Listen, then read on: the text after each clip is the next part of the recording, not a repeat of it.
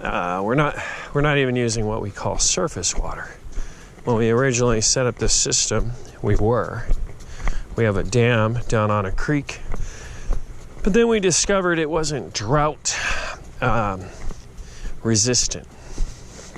So we hit a drought year, and I think it was 2015, and we were running very short on water. We wouldn't have been able to do what we're doing now. Now this guy is an interesting concept. So I should finish that and say we're in a well. This guy is an interesting concept in that he's just a valve opener with just a piece of metal stuck in there to seal that opening, which could be a hose. That's a 3-inch opening. And then we have this added to it so that we can run individual hoses. So I actually want to move him. Now this is going to be a little wet because the minute I push down on that, see, he's going to spray water. The guy is all the way up in the up position. So we're going to shut this. They're not all like that. This is an older one. Now he's shut. See, our sprinkler's off over here. Just going to shut this valve. Disconnect the hose. And so there is so much water coming through here that I could run 4 hoses off of this easily. And then we lift him off. And there he is. All right, so then he comes down here.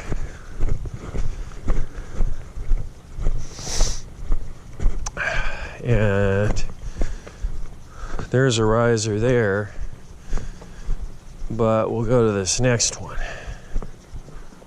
I think. Trying to think about what makes it easier for our daughter. We also fill the water troughs from this. All right. And so he's on there. There's a weed. That's a tansy plant. This field used to be full of them. And we got rid of them slowly. The biggest impact we ever had on them was with chickens. So there he is. And then we're gonna turn him back on. All right, so you got that concept. And then this guy has to, well, see, he's not letting go. There he is, okay. So see, he lets go. Then I just had to find, so he's an example of a gasket that probably needs to be replaced because he's so dependent on what position he's in. So he's leaking a little, but it's not too bad. Then we probably got water on the camera. Because I got a little water on me. Now, fortunately, we irrigate in the summertime when the water's not so much of a problem, like, you know, getting wet. I guess if it were winter, well, number one, these things would be frozen solid anyway, right? I'm going down through the wires. And then I'm gonna just grab my hose end. And so these sprinklers we move.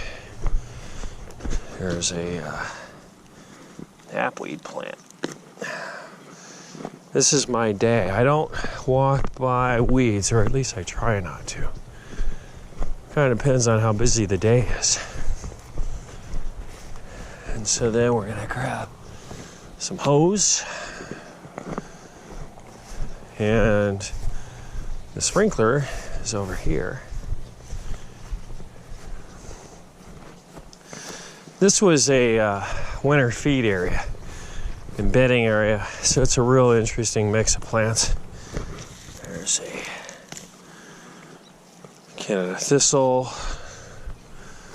You see their seeds just flying in like right now like helicopters. So in an irrigated field, they do like irrigated fields. And so we gotta stay on top of them. They're very hard to pull. I'm now dragging a lot of hose behind me.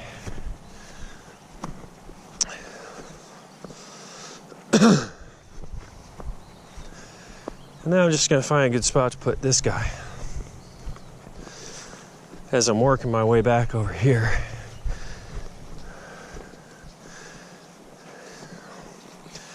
Put him here. Hi. Pull this thistle. There we go. A little bit of white clover here.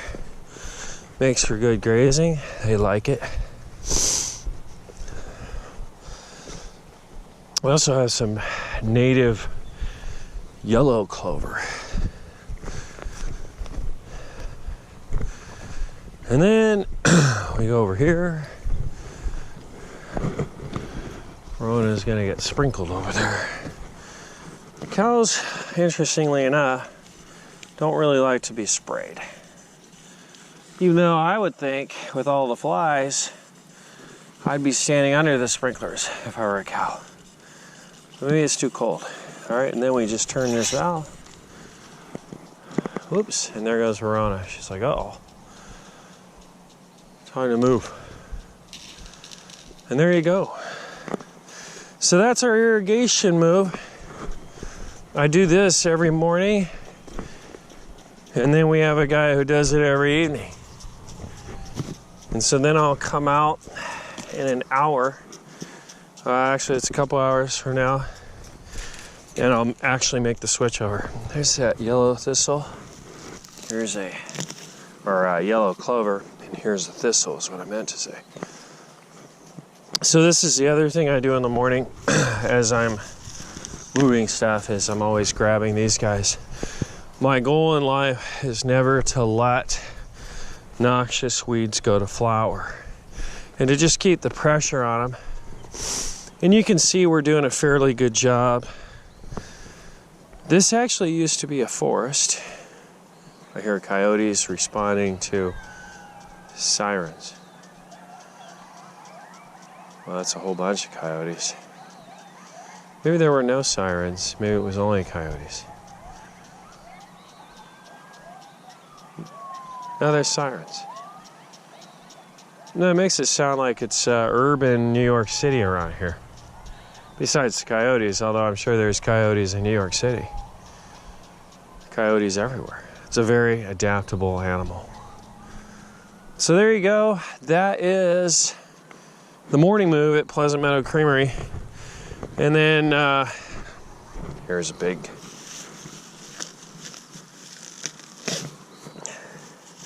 thistle plant.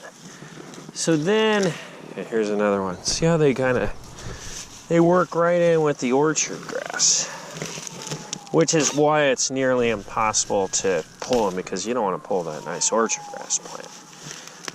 And so I'm just content to basically graze off the thistle without pulling the root. And there we have it. All right, so that's good. So yes, you can see how nice and lush this is here. It's beautiful and it's wonderful. And we feel blessed to be here in the Dufert Valley with a lot of water underneath us so we can keep this nice and green up top. This entire system of irrigation I put in myself, so I designed it and installed it. No, I'm not a dairy consultant or an irrigation consultant. I'm actually an IT consultant and a certified public accountant for local small business. And actually for anyone who's a small business, wherever you are. You can find me at HerndonCPA.com. That's HERNDONCPA.com. And now I'm going to stop the video, pull a little bit more thistle, and go on about the rest of my day. Which next I clean the cow area. We'll see you on another video.